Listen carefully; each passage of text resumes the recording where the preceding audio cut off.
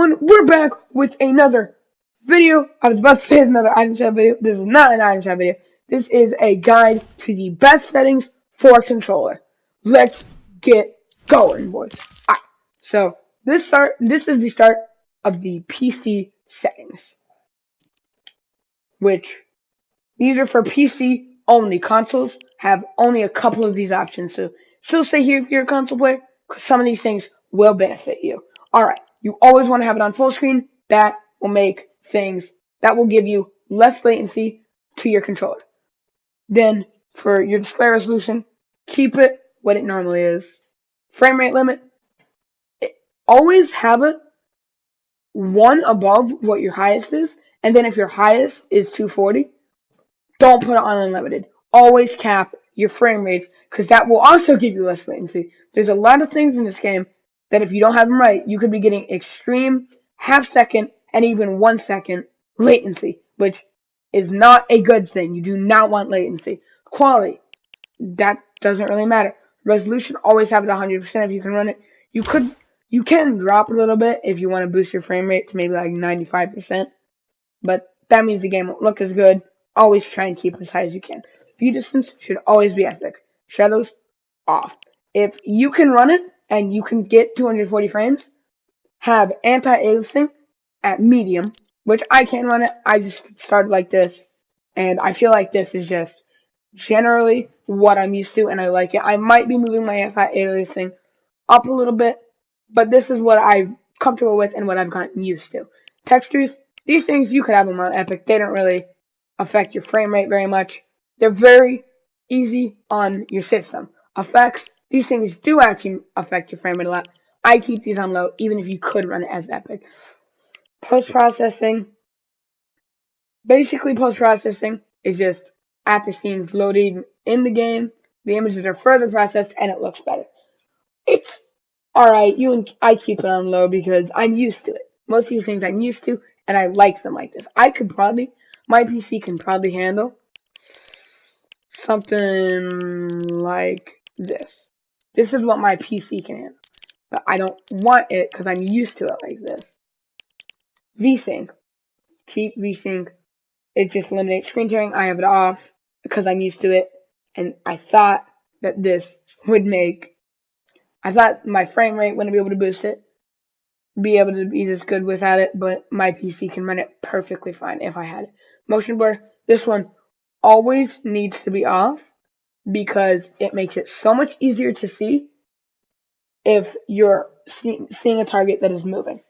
Always keep motion blur off. Show FPS, keep it on. There's no reason why not.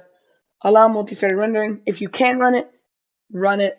It improves performance if you have a multi-core processor. If you have a multi-core processor like mine, I have the Intel i7, which is a multi-core processor. Run it if you can. Controller sensitivity. This is how I'm not gonna go super in depth to how to get a good sensitivity. There'll be a video later this week on it. But controller sensitivity, basically how you get it. Search up on YouTube controller aim trainer, and then practice sensitivity. Your sensitivity always needs to be in between 6 to 8, and if you really need it, you can go a little below 6, but I don't ever feel like that's that useful. I always keep them controller sensitivity X and controller sensitivity Y as the same thing. Controller targeting, same thing for controller X and Y. Controller scope, same thing. Now, building sensitivity, you always go up a little bit each day from your sensitivity till you reach 2. Because the faster you can build, the better player you'll be. It's pretty simple. Alright, let me scroll down. This, you can run it, personal preference. HUD scale, personal preference. If you really hate your HUD, run it super low. I like to keep it at about 0.8 and never let it go above 1. Your HUD should never be above 1. Alright, and then for the next setting, peripheral lighting, if you want it, keep it on. If it's supported, keep it on. I was used to it being off, so I have it off.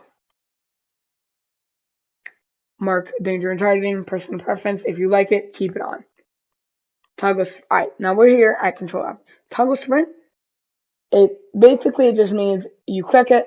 If I don't feel like you should run this because I feel like you should always run sprint by default for 90s because it makes them easier. Sprint cancels reloading.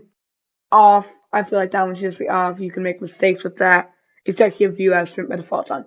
Tap search interact. This one should always be on. It makes it you less likely that you will end up stopping rezzing someone or stop rebooting someone.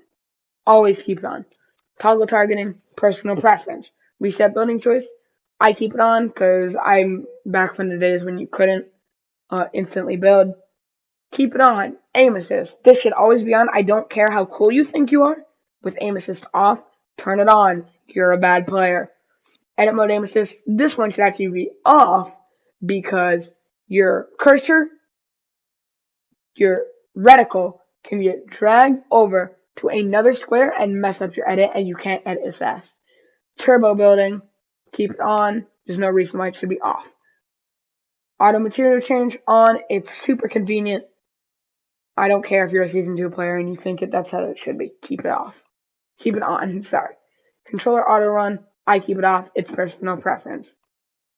Auto open doors. Personal preference. You should probably run this one off, but I'm lazy and I just keep it on. Auto pick up weapons. Off. You can run this one if you want. Personal preference. I wouldn't recommend it because then you got to do more inventory sorting, and that takes time. This one is personal preference. Depending on how your loadout is, if you always keep your consumables to the right, keep it on. If you don't, and you're weird, keep it off. This one is always on. Always keep this one on. Builder Pro, build immediately. This one is kind of useless, but because you should always be into editing, but if you don't, always have it as low as you want. As low as you can. Vibration, my controller doesn't have vibration in it. NVIDIA highlights, keep it on, they're fine. Record replays, this one is fine.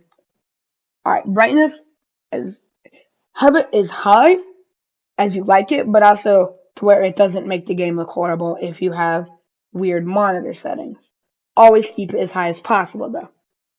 And then for volume, this one, it's basically everything that's on default except turn push talk off and voice chat on. Colorblind modes. So the colorblind mode that all the pros run is this. This is what pros run. If you want to have the pro settings, run this one. I don't run it because I don't feel like it looks as good. But if you like it, you can keep it on. Never have it on max. Only have it on about here. 3 doesn't really affect much. But, it can make the game look better. Things don't really start getting, super different looking till you reach about 5. So I would say keep it at, somewhere in between 3 and 5 if you want it on, but I don't want it on because it makes the videos look worse. Now here we are at the controls. I'm going to be going over what you should be running if you have a normal controller first, and then you can copy down my settings if you have a Scuff or an Elite controller and just kind of move them around. Alright, so the first big change in this is make your map right on the D-pad and make toggle pickaxe where your map would be. And I just had this one down because I don't sprint, that's why. Then for these settings, always have, it can either be triangle or X as your Y, or edit can be triangle or X, and then reload and interact can be triangle or X. Switch mode, don't have it switch mode / edit, always have it just switch mode. Make A jump. If you have a normal controller, make A left stick. Because then you can jump in a midair. Sounds nice. Build controls. Have trap picker / play / interact the same as your reload / interact button. And then also keep this as map, keep this as this, and this should be jump. And then edit controls. Always make your reset button. Have your confirm button be the same as your edit button. Have your jump button be normal, which would be right there. And then have your reset button as L2 or LB. Whichever one you like more. I'd probably recommend LB because it's faster to click than LT. And then on a normal controller, since your A button would not be there, you can either have it as toggle pickaxe you can either have it as toggle pickaxe or it can be like push talk if you want that. It could be repair. It could even be like edit. If you really want it to be edit, there's a lot of good settings. You could also maybe just have it be interact and then have that one and then have X or triangle, X or Y or triangle or square be interact or be just you could do those. You could have it be crouch. You could have it be sprint. It can be anything you want, really. And that is my guide to the best settings for season 9. See you guys tomorrow. Actually, see you guys tonight because the item shop videos are coming back. Goodbye, everyone.